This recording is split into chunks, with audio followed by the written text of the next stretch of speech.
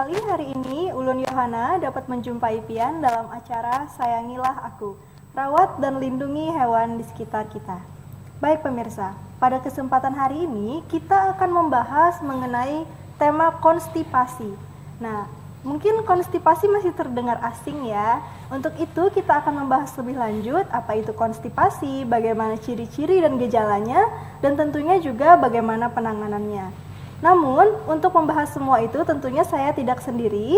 Di sini telah hadir narasumber kita, yaitu Dr. Hewan Anang Dwi Jatmiko, praktisi hewan kesayangan Kota Banjarmasin sekaligus owner dari Vico Pet Shop. Baik. Dokter, apa kabar? Ya, selamat sore Mbak Yana ya. Jadi kabar aman, sehat dan luar biasa terus ya. Hari ini kita tetap harus semangat meskipun di luar hujan deras. Jadi kita lumayan lebat ya dok ya. Jadi kita tetap semangat untuk acara ini. Alhamdulillah, baik dok. Nah hari ini dok temanya masih mungkin untuk saya pribadi ya dok ya. Bahasanya ini masih asing dok, konstipasi. Ya betul. Nah jadi kita langsung aja nih dok. Sebenarnya konstipasi itu apa sih dok? Iya. Jadi tema sore ini kan kita angkat adalah konstipasi. Sebenarnya sederhana ini, tidak terlalu berbahaya, bahasanya ringan-ringan aja. Tapi ini paling sering terjadi di hewan kesayangan kita ya, hewan peliharaan kita. Apa itu konstipasi? Yaitu konstipasi adalah suatu kejadian di mana hewan peliharaan ini itu sulit untuk BAB. Jadi itu BAB-nya mengalami pengerasan. Jadi ketika dia mengejan untuk buang air besar itu susah gitu nah. Jadi keras susah. Jadi kalau bahasa awamnya itu sembelit. Iya, sembelit. Jadi bisa di manusia, di hewan juga bisa. Gitu ya. Jadi memang kondisi-kondisi seperti itu sangat kalau kita lihat itu menyakitkan, apalagi misalkan diri kita juga kalau susah buang air besar itu rasanya seperti apa kan gitu nah, apalagi si hewan peliharaan kita yang nggak bisa ngomong kan gitu. Betul. Jadi dok, konstipasi ini berarti berkaitan dengan masalah pencernaan gitu ya? Iya betul. Jadi ada saluran pencernaan yang mengalami kelainan gitu nah. Nah, untuk konstipasi ini apakah bisa menyerang semua hewan, dok, atau hewan-hewan tertentu saja? Ya, kalau untuk konstipasi biasanya memang rata-rata bisa menyerang semua hewan, tapi cenderungnya adalah hewan-hewan yang mamalia biasanya ya. Jadi rata-rata seperti itu. Tapi tidak menutup kemungkinan hewan-hewan lain juga bisa, gitu dong. Entah itu reptil, entah itu unggas, itu bisa semua. Jadi tidak menutup kemungkinan semua binatang hewan peliharaan itu bisa kena konstipasi ini. Konstipasi juga tadi kan dokter, tadi dokter ada sedikit bilang bahwa konstipasi ini permasalahannya pada saluran pencernaan salah satunya yang bermasalah. Iya. Nah, masalahnya tuh kayak gimana sih dok sampai menyebabkan hal seperti itu? Iya, jadi secara anatomi tubuh ya, entah itu manusia atau hewan kan, karena kita bahasnya hewan kesayangan, jadi sama halnya anatominya kurang lebih sama. Ketika ada makanan yang masuk ke saluran pencernaan dari mulut, kerongkongan, lambung, usus halus, terus usus besar. Nah, disinilah permasalahannya biasanya ada di usus besar. Nah, ketika usus besar ini sudah tidak bisa secara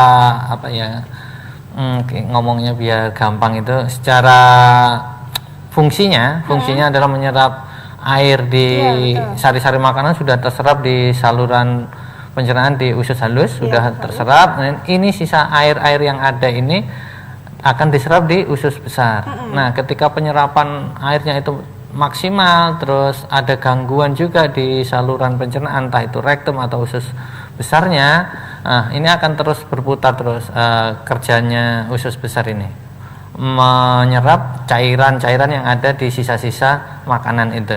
Nah, ketika itu terus diperas, akhirnya mengering. Jadi malah nggak ada air sama sekali gitu. Terus akhirnya keras. Ketika si hewannya ini mau BAB itu agak susah karena satu mungkin pelumasnya nggak ada, terlalu kering, terlalu keras. Nah, itu akan susah untuk buang air besarnya BAB-nya itu. Oke, jadi malah jadinya memadatkan Iya, gitu ya, Dok, ya? Jadi ibaratnya memadatkan. Jadi gerakan ususnya itu sudah tidak bisa untuk bekerja senormal mungkin gitu. Nah, jadi itu tertahan di usus besar, akhirnya membatulah gitu. Biasanya kalau secara umum kan dalam 1 minggu itu 2 sampai 3 kali BAB itu masih wajar hitungannya ya. Dalam 1 minggu BAB-nya 3 kali aja itu masih wajar. Tapi ketika itu sudah di atas 3 atau 4 hari itu sudah dikategorikan dia mengalami konstipasi gitu. Kalau masih 2 hari 3 hari itu oke lah, enggak apa-apa. Nanti biasanya bisa keluar sendiri. Kalau sudah waktunya. Tapi kalau sudah 4 hari 5 hari itu sudah tidak ada proses pengeluaran BAB, nah itu biasanya kategorinya sudah konstipasi itu. Oh, pasti konstipasi. Iya, gitu pasti ya? konstipasi itu. Oke, jadi sebenarnya konstipasi ini berbahaya nggak sih, Dok? Ya, berbahaya endaknya, tapi bisa dibilang berbahaya. Karena apa dibilang berbahaya? Biasanya ketika itu tidak ditangani atau enggak segera dibantu untuk mengeluarkan, mohon maaf, tinjanya, itu kotorannya itu akan memadat terus akhirnya si hewan ini mengalami kesakitan, terus lumpuh alat geraknya. Wow, jadi sampai ke situ ya? Iya, dampaknya. Jadi misalkan kucing mengalami konstipasi hebat, itu dia akan susah untuk gerak. Mungkin hanya bisa rebahan, terus berdiri sebentar, terus ambruk lagi gitu loh. Karena itu mempengaruhi saraf geraknya juga. Oke, ini gejala-gejala. Iya. Baik, Dok. Nah, tadi kan kita udah tanya berbahaya atau enggak, kata dokter itu tergantung gitu. Iya, ya, Dok? tergantung. Berarti konstipasi ini apakah memiliki level-level gitu, Dok, atau misalnya kayak ini kategorinya ringan atau ini gimana gitu? Bisa. Jadi ada kategori ringan, sedang atau berat. Jadi ketika ringan itu ada misalkan pemilik kucing saya, misalkan kita ambil contoh kucing ya. Kucing saya 3 hari tidak ada BAB di litter box-nya.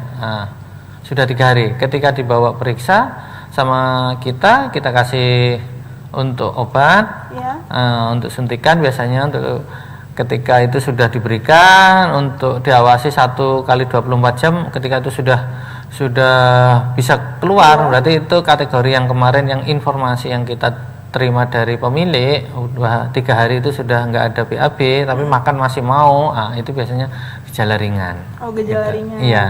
Karena masih bisa diatasi. Iya, masih bisa diatasi dengan kondisi kucingnya juga sudah masih mau makan, kondisi alat geraknya masih normal. Nah, ketika itu masuk level sedang, itu biasanya kucing akan sudah mulai lesu, nafsu makan kurang.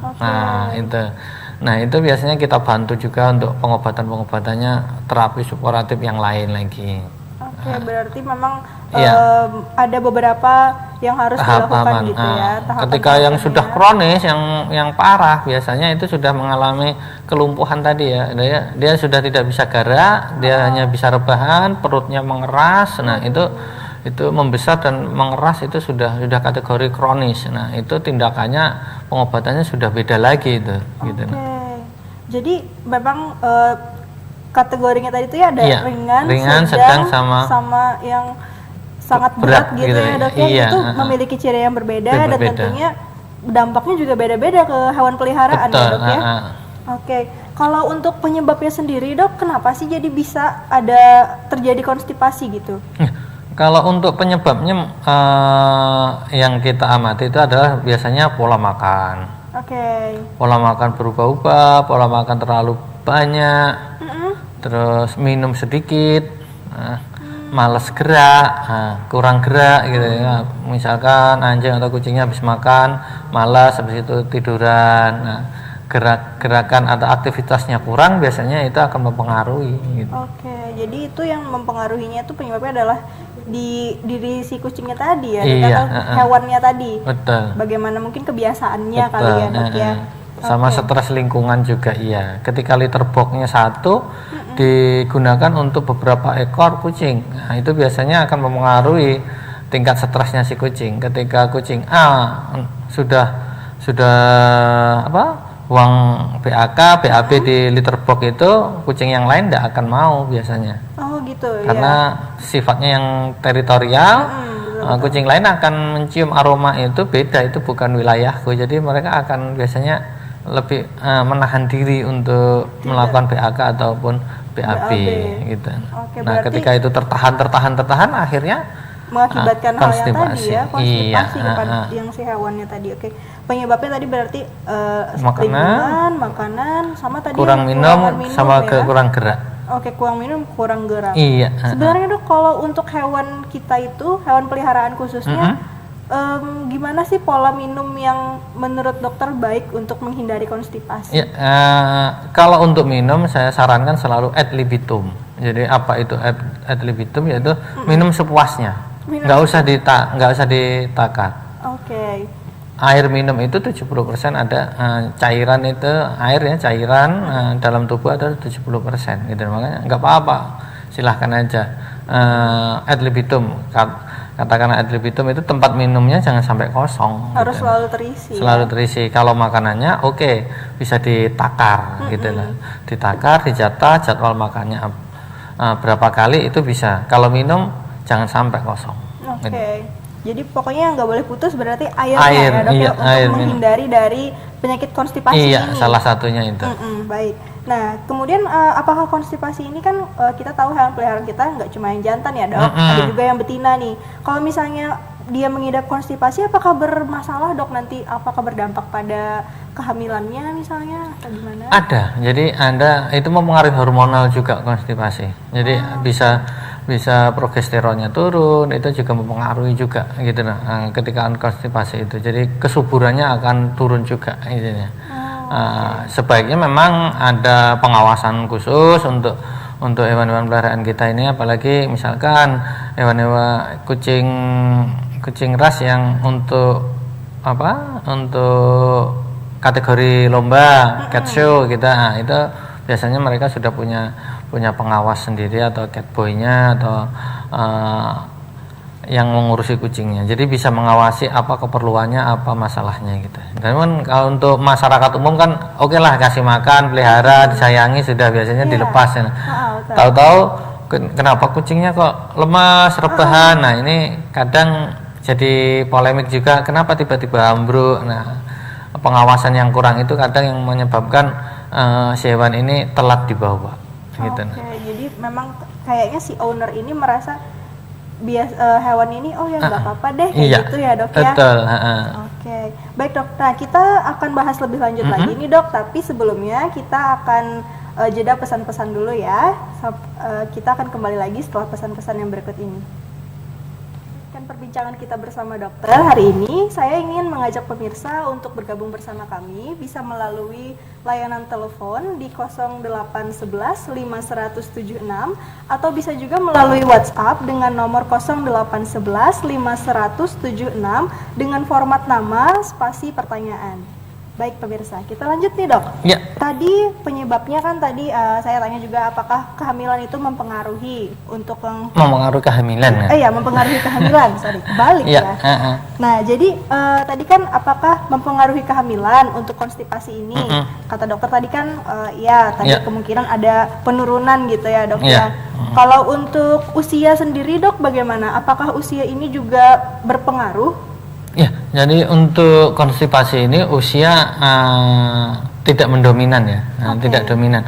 Tapi paling sering memang usia kitten ya. Jadi dari 2 bulan sampai 5 bulan itu paling sering, paling sering terjadi. Tapi tidak menutup kemungkinan hewan yang usianya sudah di atas 1 tahun itu mengalami konstipasi, gitu. Beberapa kali kasus yang ada itu memang yang dewasa lebih parah lagi, gitu. Memang kenapa sih dok jadi kitten itu lebih sering terkena penyakit ini gitu? Ya, jadi kalau kitten lebih cenderung terkena penyakit ini karena dia makannya lahap, apapun dihantam dimakannya, apapun dikasih ini dimakan, dikasih ini dimakan, dikasih ini dimakan. Nah, akhirnya pilih-pilih gitu. Iya, enggak pilih-pilih karena masih anak-anak ya, masih kitten, jadi semua sama si hewannya dilahap semuanya. Ketika itu sudah masuk semuanya ke dalam perut, dicerna, akhirnya susah untuk keluar. Nah, itu mengalami, akhirnya timbullah gejala konstipasi ini. Nah, kalau yang dewasa biasanya dari pemilik dikasih makan. Kalau yang sudah dewasa rata-rata biasanya kan karena males gerak, habis makan terus rebahan. Nah, itu akhirnya timbullah konstipasi juga karena gerakan untuk menyeimbangkan energi sama pasokan makan yang masuk itu berbanding kurang lah, gitu, kurang seimbang. Jadi makannya masuk, tapi energinya nggak terbuang kan gitu. Akhirnya terendap di situ. Pas ketika proses penyerapan cairan di usus besar, akhirnya serap terus tidak ada yang keluar. Jadi akhirnya timbullah konstipasi juga. Oke, berarti untuk usia ini memang yang rentan tadi usia yang masih kecil ya, Dok ya, tapi tidak mau menutup kemungkinan yang udah dewasa juga iya. Oke. Nah, tadi kan kita ada menyinggung sedikit ya Dok ya tentang gejala-gejalanya. Nah, kalau gejala-gejalanya ini yang lebih mungkin ada lagi nih gejala-gejala yang lain, apa aja Dok itu gejalanya? Ya, kalau untuk gejala-gejala yang timbul yang pertama biasanya adalah kram perut, nyeri perut, terus gejala yang umum paling kelihatan adalah dia lama di bak pasir, di litter boxnya itu ngecen lama. Terus misalkan keluar juga sedikit aja tapi dalam bentuk keras, kecil-kecil gitu, membatu, nah kering, nah itu salah satunya biasa gejalanya. Terus biasanya yang lain adalah dia mengalami kelesuan, muntah, stres, terus dia nggak bisa gerak karena dia perutnya membesar, menekan saraf geraknya, akhirnya dia nggak bisa gerak bebas, gerak normal dia nggak bisa, akhirnya hanya bisa rebahan. Mungkin kalau misalnya di manusia kelihatannya kayak nahan sakit gitu. Iya, nahan sakit. Kalau misalkan diangkat bagian abdomen, bagian perutnya, si kucing akan teriak. Gitu. Anjing atau kucing akan teriak. Gitu. Oke, jadi marah, sensitif ya untuk daerah iya. Bisa Nyeri kan, kram perut, nyeri perut, nah itu salah satunya. Oke, jadi kalau tadi gejalanya itu berarti sebenarnya kita bisa aja ya melihat kalau ini ternyata hewan kita seperti ini nih, ada kemungkinan penyakit ini nih kayak gitu. Betul. Jadi apalagi untuk sebagai bahan pertimbangan biasanya dari litter box-nya itu. Kalau yang misalkan setiap hari membersihkan litter box-nya ya, kotorannya gitu kelihatan kan. Oh, yang biasanya ini kok ini cuman kecil aja, sedikit. Nah, lebih keras, lebih kering, nggak seperti biasanya. Nah, itu patut curiga, patut waspada atau enggak langsung dibawa kontrol saja. Oke. Kalau untuk keadaan hewan sendiri Dok, tadi kan ada gejalanya, ada yang muntah, ada kemudian kram perut. Kalau misalnya keadaan yang saat mengalami itu, apakah mungkin hewan ini juga kayak gimana ya, kayak mungkin nggak bisa makan atau kayak gimana kayak gitu Dok? Kalau yang sudah kondisi sudah tingkatnya adalah menengah ke atas, udah mulai ke arah ke kronis, itu biasanya si hewan tidak mau makan, lemes gitu ya. Oh, jadi malah nggak mau makan? Nggak mau makan. Kalau masih awal itu masih nafsu makan masih ada gitu. Nah, masuk aja makanan apapun kasih masuk. Cuman kalau ketika sudah kategorinya kita asumsikan itu sudah mulai mengarah ke kronis, biasanya ya dia tidak mau makan gitu. Nafsu makannya akan turun. Ketika dia mau makan, perutnya juga sakit, merasa sakit kan, nyeri. Ketika nyeri itulah nafsu makannya turun, dia nggak mau makan, terus lemas. Nah, itu yang bahaya. Oke, itu sudah menunjukkan gejala yang parah atau kronis tadi ya Dok ya. Kalau untuk gejala ini sendiri, apakah setiap hewan itu berbeda-beda Dok? Kayak misalnya untuk kucing kayak gimana, atau untuk anjing kayak gimana? Secara umum untuk konstipasi sama aja. Iya. Memang tadi kram perut. Iya, kram perut paling khas itu ya. Oke. Baik, kalau tadi itu kita udah bahas gejala-gejalanya, kalau untuk dampaknya sendiri Dok, dampak tadi kan kita udah bahas dikit nih, dampaknya mungkin tadi bisa mengalami penurunan untuk apa tadi ya? Resikonya resiko yang lain itu biasanya ya ada kematian juga iya. Tapi itu kalau lambat penanganan. Cuman dampak yang lain bisa karena bisa terjadi prolaps anus, prolap ani. Jadi kalau ketika dia ngejen lama, akhirnya prolap ani itu ya kita sebut adalah ambeien gitu ya, keluar. Nah, itu terus bisa kanker rektum, bisa kanker usus besar, itu bisa. Wow, sampai ke kanker juga. Iya, ya, karena dia akan terkumpul di satu titik kan, di usus besar itu terus kan. Ada yang makanan masuk dia tertahan di situ, akhirnya mengeras di situ.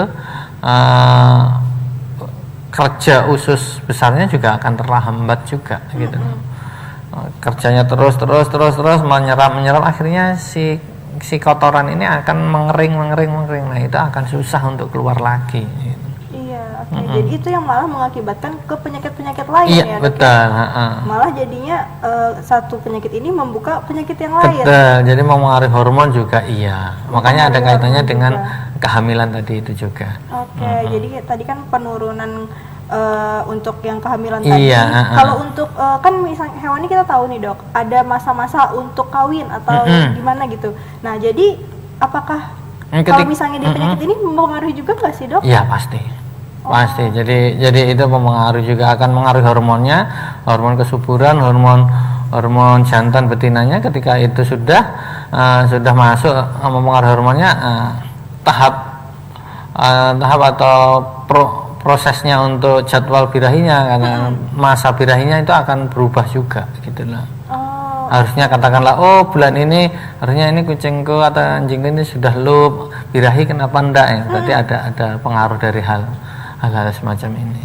Oke, jadi konstipasi juga mempengaruhi juga untuk reproduksinya. Iya, ya, dok ya. Oke.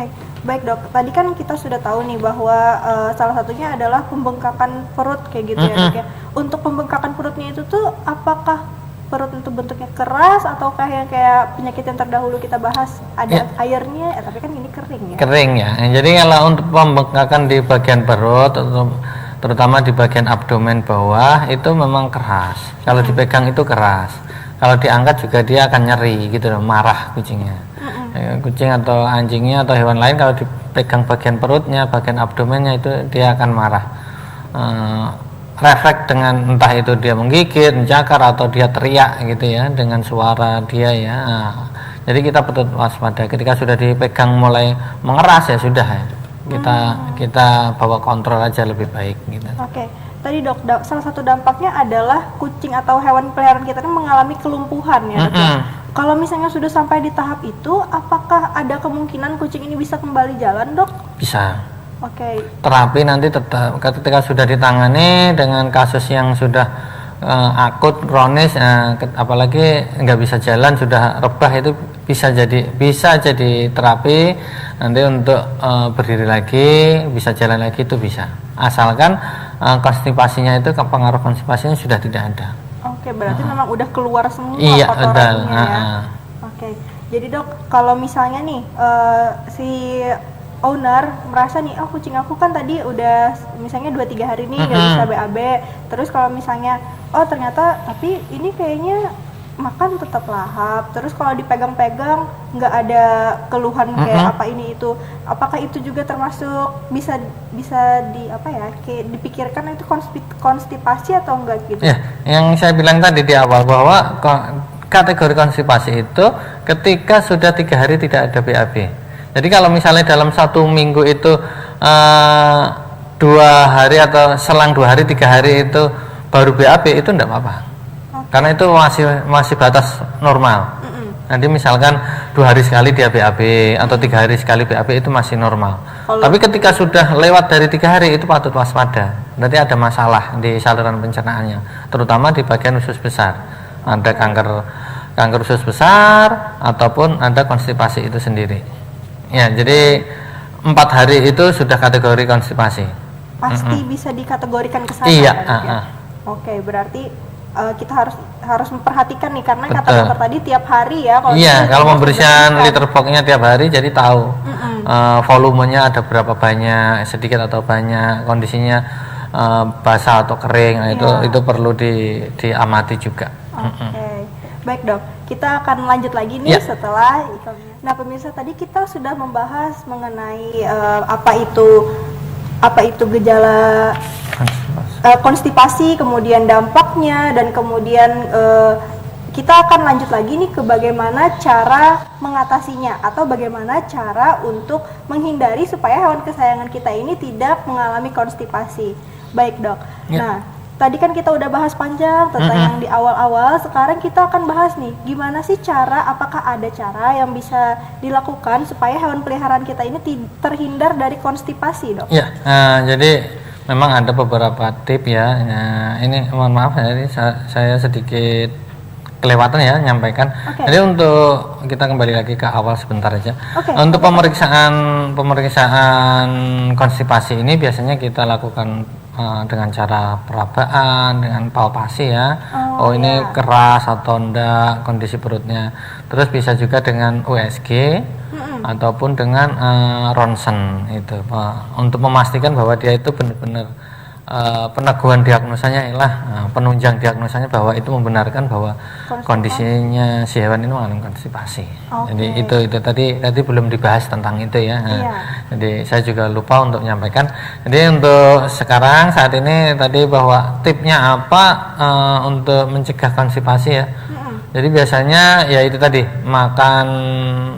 Kalau hewan yang lain mungkin ya untuk serat itu memang harus perlu, terus minum cukup air yang saya bilang ad libitum itu silahkan. Makanan juga ditakar, jangan terlalu banyak, ada takarannya khusus, jadi jangan diabaikan itu masalah takaran. Terus yang selanjutnya adalah aktivitas si hewan ini harus ada gitu lah. Harus aktif ya. Iya, harus aktif, setidaknya diajak main kah, diajak interaksi sama pemilik lah. Diberi mainan kah atau diajak jalan, itu yang penting ada. Supaya gitu. dia ada gerak gitu. Iya, betul, ada gerak gitu. Berarti tadi kita harus perhatikan makan, minum dan juga aktivitas si hewan. Terus litter box-nya kalau bisa disediakan lebih dari satu atau dua, lebih dari dua. Kalau misalnya punya hewan peliharaan lebih satu ya. Gitu. Oke. Baik, untuk cara mengatasi atau mencegahnya sendiri, Dok, gimana sih? Iya, jadi untuk pencegahan, mengatasinya memang untuk pengobatannya lah kita ngomong pencegahannya kan tadi ya, untuk makan ditakar, air minum yang cukup, gerak yang cukup. Nah, yang ini adalah penanganannya. Penanganannya biasanya kalau yang sedang, yang ringan biasanya dikasih obat untuk pencahar, selesai. Oke. Ya. Karena ringan. Iya, ringan. Kalau sedang nanti ada penggunaan lubrikan, pemberian lubrikan, terus ada pemberian pencahar yang dari rektum dimasukkan gitu satu dosis, itu biasanya untuk melancarkan dan melembekkan feses ya di dalam yang kering tadi, itu yang sedang. Gitu. Kalau sudah parah tingkat akut dan kronis, itu biasanya sudah lakukan pembedahan aja. Oh, berarti harus ada pembedahan. Iya, operasi untuk pembedahan, untuk diangkat pengeluarannya, fesesnya yang sudah kering itu diangkat, dibersihkan, itu bagian dalamnya, bagian usus besarnya itu biar dia bisa elastis lagi, bisa berfungsi normal sebagaimana mestinya ya. Jadi gerakannya itu bisa membantu lagi untuk melancarkan pengeluaran kotorannya itu. Oke.